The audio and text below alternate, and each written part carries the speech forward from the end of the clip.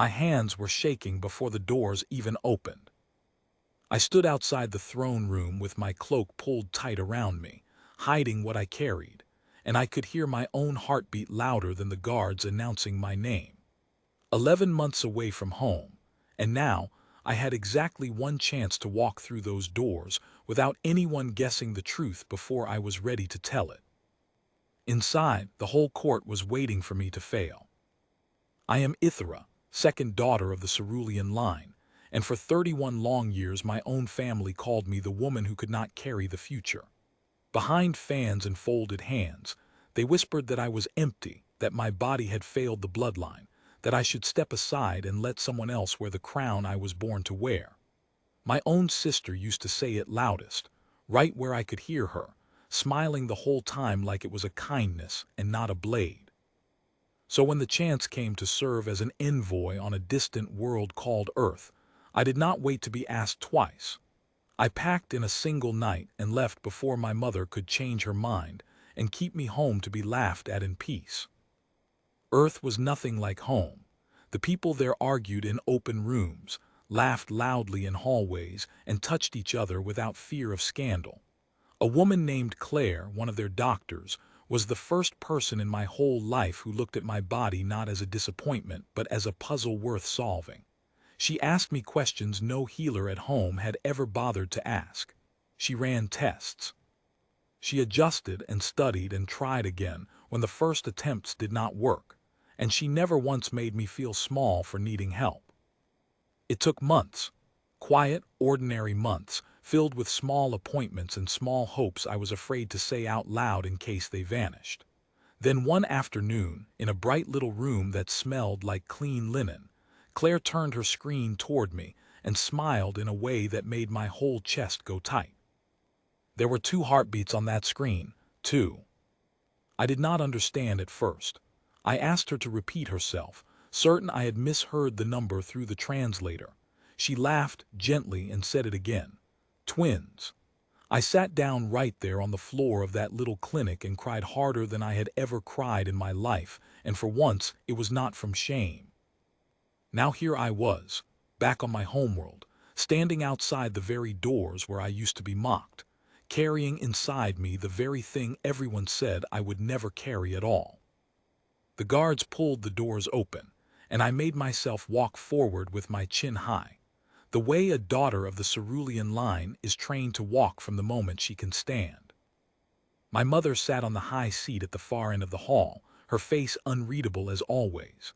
My sister stood just below her, arms crossed, already wearing the small, satisfied smile she always wore whenever she thought she was about to watch me fail again. Courtiers lined both sides of the room, feathers and jewels catching the light, every single one of them ready to whisper the moment I gave them something to whisper about. My sister spoke first, because she always did. "Well," she said, loud enough for the whole hall to hear, "the Baron Bloom returns.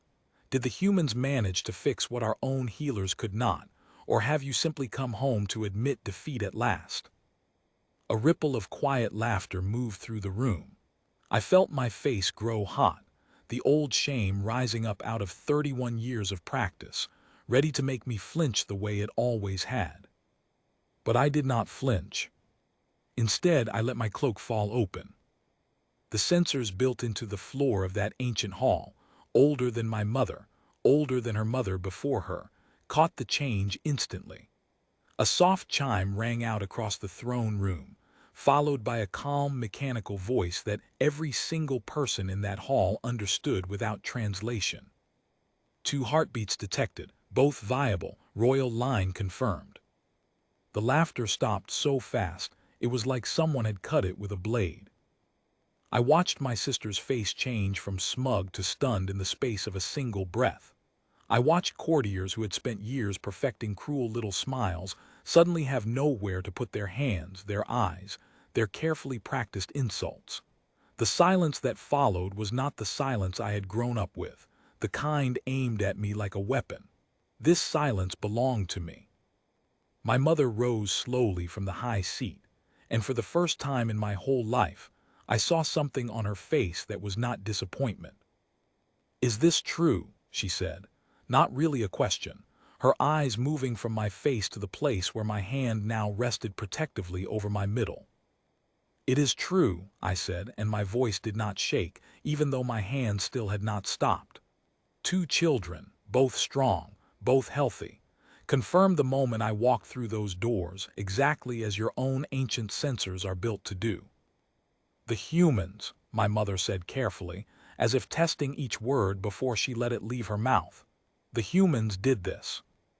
The humans asked what was wrong instead of telling me what I was, I said, and this time I let every person in that hall hear it clearly. They did not care about my bloodline or my title. They only wanted to help. There is a difference, Mother, and it is one this court might want to learn. Nobody spoke. Not my sister, not the courtiers, not even the guards by the door. For 31 years I had walked through that hall with my eyes down, bracing for the next unkind word. This time I did not lower my eyes even once. I turned to my sister, who still had not managed to close her mouth. You spent years telling me I was empty, I said, quietly enough that only those nearby could hear, but clearly enough that not one word would be misunderstood. You were wrong. I was never empty. I was simply waiting for someone willing to actually help me instead of judging me. She said nothing. There was nothing left for her to say. I walked past her, past the rows of courtiers who parted from me now the way they never had before, and I did not look back to see their faces. I did not need to. I could feel the shift in the air behind me, the same air that used to carry mockery now carrying something closer to shock, and maybe, for a few of them, something close to shame. The months that followed were not simple.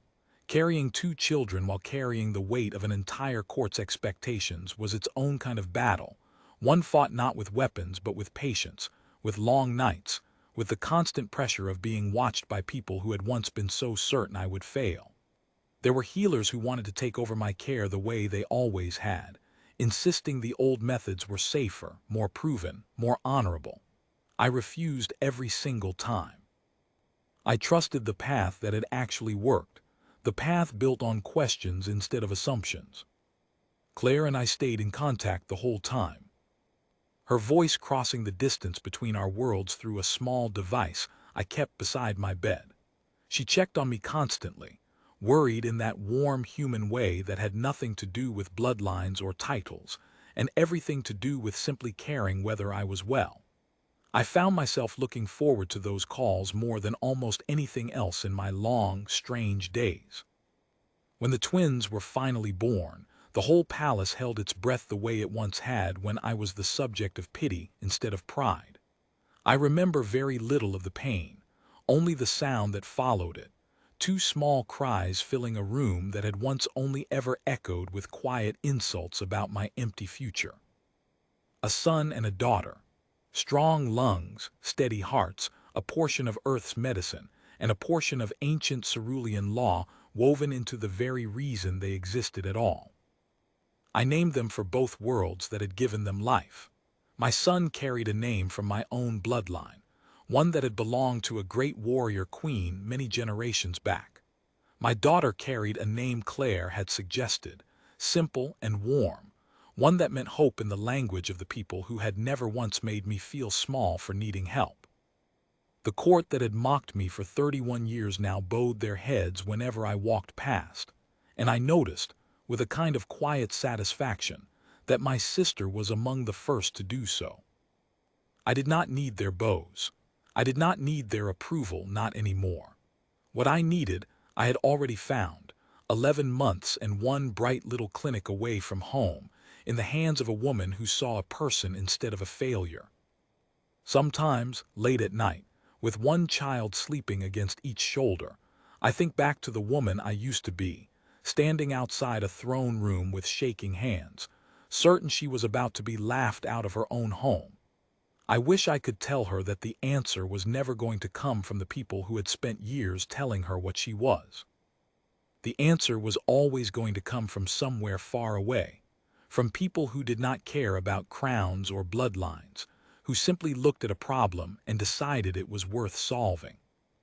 I carry that lesson now the same way I carry my children, close and without shame, for the rest of my life.